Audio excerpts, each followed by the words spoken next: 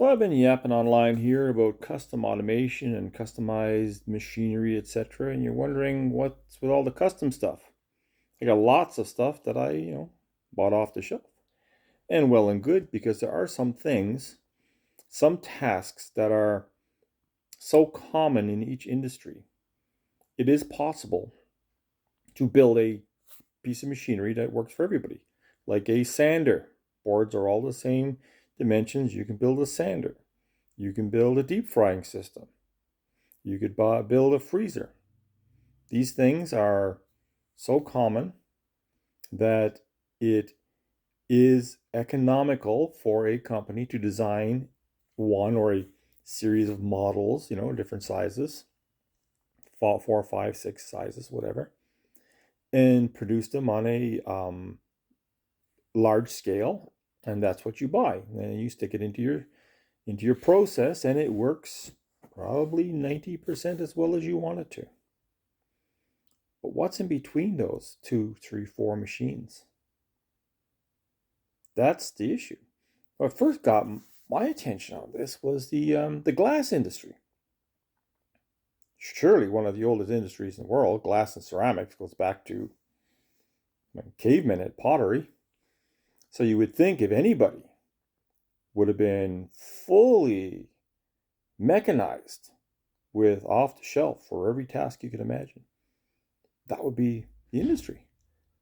But then when I got involved doing automation in a glass and ceramic plant, I realized how little automation was there.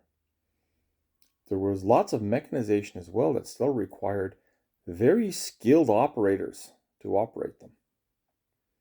So if an industry like glass and ceramics can use that level of custom automation, it makes me wonder about every other industry. And sure enough, everywhere I go, whether it's food processing, oil and gas, pharmaceutical, manufacturing, steel, like even putting out what do you call it, sheets of steel in a distribution plant. There's all kinds of tasks that there's just no machinery on the market to fit them because those tasks are quite individual to the plant. So when you look around your plant, you'll see some machines that you're probably very happy with. I mean, these companies wouldn't stay in business if they weren't producing pretty decent machines. But then what's in that space in between? A whole bunch of tasks that you really have no other way of doing than getting people to do them.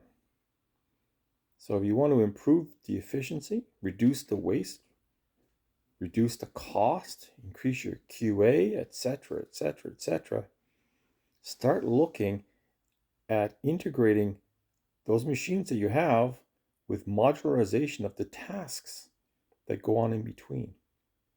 Packaging, loading, assembling, sorting. That's the place to look next. Enjoy the big machines that you have, that you've gotten from the big machine manufacturers. But then think, what are all the things that you need done that they really aren't equipped to help you with? That's the next place to look.